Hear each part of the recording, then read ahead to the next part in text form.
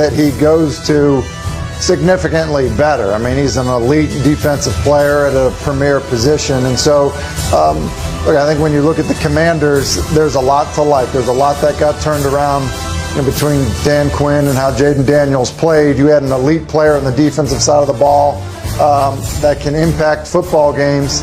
I think it changes things a lot for the Commanders and what they look like next season. Garrett, what do you think if Myles Garrett goes to Washington? Yeah, they're definitely a Super Bowl contender. When you have a dominant guy defensively, we're forgetting a few years back. Remember when they were playing against the Tennessee Titans and Myles Garrett was going from one side to the other and forced a delay a game penalty?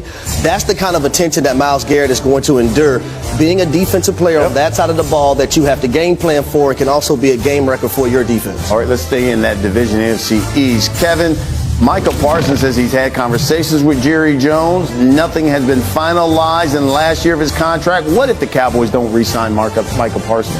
Then Jerry Jones should retire from making decisions with the Dallas Cowboys. We go through this every single year where the Cowboys, we were just talking about the Bengals, the Cowboys do the same thing. It's maddening. They just kick the can down the road on every single superstar. It's the reason they don't maximize their roster. It's the reason the Eagles kick their teeth in every single year in the division. They should have made a Super Bowl in the last decade because of the way they were built on the lines with the quarterback. The fact that they haven't even made a conference championship game is an indictment of everything they do. If they lose Micah Parsons, after, by the way, they just lost Luka Doncic in that city, then the entire city of Dallas should say, enough, no more Jerry Jones decisions. Okay, so you look at the Cowboys, and man, my team needs so many things. They need cornerback. They need a linebacker. They need a running back. They need another receiver. They need a left tackle. They need a right guard. There's a lot of things that team needs. Why not reset the market and do a Herschel Walker type trade with Micah Parsons? It's just hard when you have a generational talent. You have a guy in his first 4 seasons that has, basically double-digit sacks. That's not heard of. You have a guy that's a game record that can impact the game at the blink of an eye. You don't trade away a player like that. Like Kevin just mentioned, the city of Dallas is hurting and mourning right now because of Luka. It's no longer there and being in L.A. Can you imagine the Dallas Cowboys traded Micah Parsons? But we also have to realize what's the main thing when it comes to Jerry Jones, because I don't think it's winning. Making money. It's dollars and cents. Yeah. That would hurt his dollars and cents if you trade a Micah Parsons, because people are going to probably protest and not want to come to games. Even though you're still going to have those fanatics that love the game, love the Dallas Cowboys, you're going to have a bulk of people that are just tired and exhausted already from Luka, and now Micah Parsons to add on to it? Yeah. They may boycott sports. Period. Save sports in Dallas. You're right about that. And we don't need that. I got to do the UFL, the Arlington Renegades. I cover them. We don't need people boycotting sports in Dallas. Tim, we were talking about the Bengals and a team-building strategy. How would you describe the Cowboys' team-building strategy here over the past decade or so? Well, the way that people have described the Bengals is they called them cheap. People have said the same thing about a team like the Arizona Cardinals. And the reality is the Cowboys have been as cheap as anybody, over the last decade. I mean, you just look at, obviously the full screen there in terms of, the type of money that they spend the last 4 years in free agency. They've never, been inside the top 25 of teams, in terms of off-season free agent spending.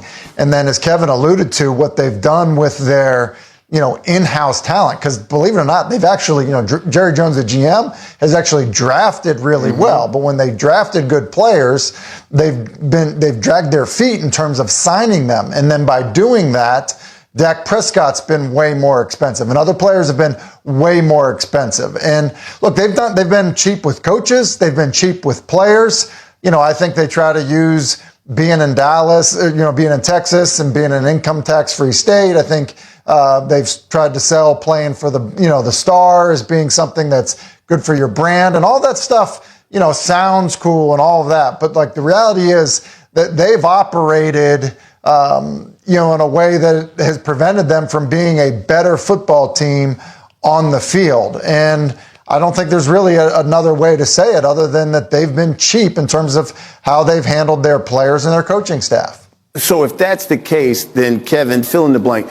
The Dallas Cowboys window is closed. And to piggyback off of what Tim said, all of the things they try to sell people on that's not money, as the great prophet Floyd Mayweather said, your children cannot eat legacy. they can only eat the food that you provide for them, okay? And for me, guys just want guaranteed money. They want free agent money. They're not going to say, oh, there's no income tax, whatever. They want guaranteed second year, third year, the type of stuff, by the way, the Bengals don't provide. But right now, when I look at this roster, the offensive line took a step back this year. Some of the pieces they've drafted really well, but the last couple of years has not been the talent where it needs to be a contender with the Eagles, even the Commanders. They've gotten leaped. By the way, tough look for Joe Shane that the Giants aren't even close to those three teams. But the Cowboys, there's a huge gap now with the Commanders. It's not going to close anytime soon. The window is closed. So I would say that that's also because of the way that they do things from a front office perspective.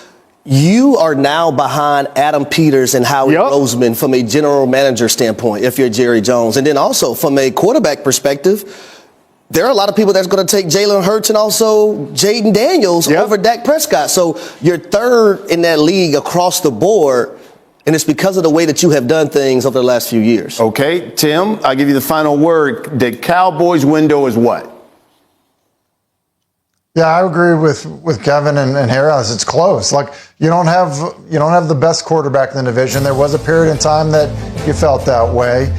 You certainly don't have the most explosive offense in the division. And I think defensively, you look around the league, other teams are better. They used to, I think, stack up talent-wise across the board. When you looked at the roster.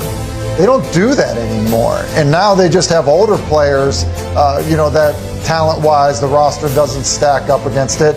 Look, I don't think they're winning their division. I don't think they're really, deserve to be in the conversation of being one of the top teams in the conference. And so, I think the window's closed. Well, at least the city of Dallas still has the stars. And with that, let's get back to the ice. PK Subban, the four nations, hockey, Sweden taking on Team USA. Chris Kreider, Team USA facing Sweden. 30 seconds into the game, Zrinski fires on the net, but Kreider with the rebound, scoring. That's the fastest USA goal in international game since '96, PK. Well, Kreider gets himself in the mix and gets himself off the sidelines and into the game and gets himself involved on the score sheet, too. Big goal. How about this? Later in the first period, look at Brady Tkachuk. Tries to make a play, goes sliding, crashing, injured, had to leave the game. Yeah, that's more precautionary. Listen to me, this is Thursday night. He's staying in, he's playing, but this was a game that the U.S. didn't need to win necessarily. All right. Yeah, game tied up at 1 here, and William Nylander, off his own pass to City. Jesper Bratt, he scores. Rat-a-tat-tat, that's my old teammate. Big goal for Sweden. Ended up being the winner in this one. Yeah, USA now down 2-1. 7 minutes here in regulation. Got her. The Nelson all alone. And look at it, just goes wide. Yeah, they didn't get the bounces in this game. They hit at least 3 or 4 posts, if I'm not mistaken. Sorry, but USA didn't get the win, but they played a great game. They'll be ready to go on Thursday. Yeah, so they're already in the championship game Thursday, and they'll take on Canada. So you got